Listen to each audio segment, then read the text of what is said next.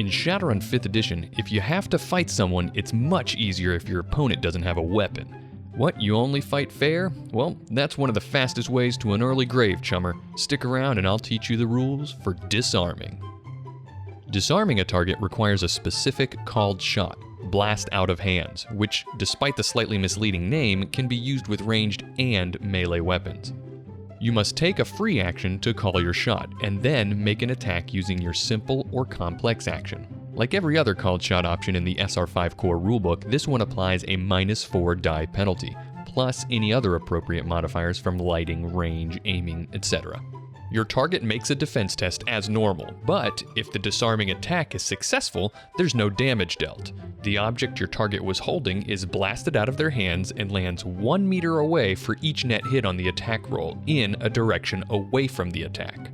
Now that's all you need from the core rulebook, but there's more in the Run and Gun supplement book. If you're packing the right ammo, you can use the enhanced blast out of hands option with the following special called shots. Finger Popper, found on page 116 of the Run and Gun book, which requires explosive, gel, Gyrojet Plus, or hollow point rounds. Troll Finger Popper, on page 118 of Run and Gun, which requires EX explosive rounds. Or Nasty Finger Prick on page 117 of Run and Gun, which requires flechette rounds.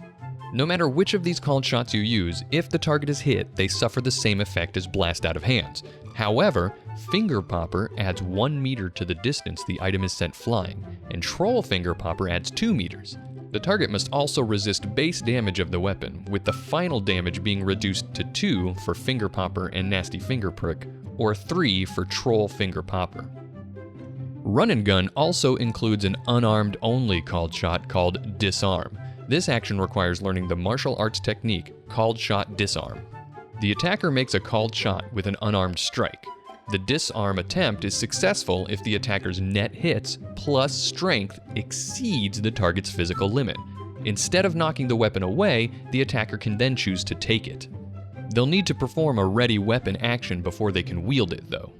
If net hits plus strength is less than or equal to the target's physical limit, then the target instead suffers a dice pool penalty equal to your net hits on their next action phase. Now, if the attacker doesn't score any net hits, then the target gets +2 dice if they attack in return on their next action phase. An unarmed martial artist may choose to either blast out of hands or disarm. There are also 2 martial arts techniques of interest.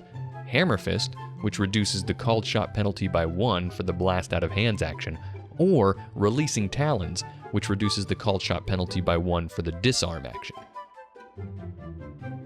Thanks for watching. Tell me what you'd like me to do a video on next, and if you liked this video, please consider becoming a patron over at patreon.com/complexaction. Our patrons help to support the videos made here, and in return get access to thank you rewards. Everything here is made possible by the generous support of our patrons. And thanks again for watching.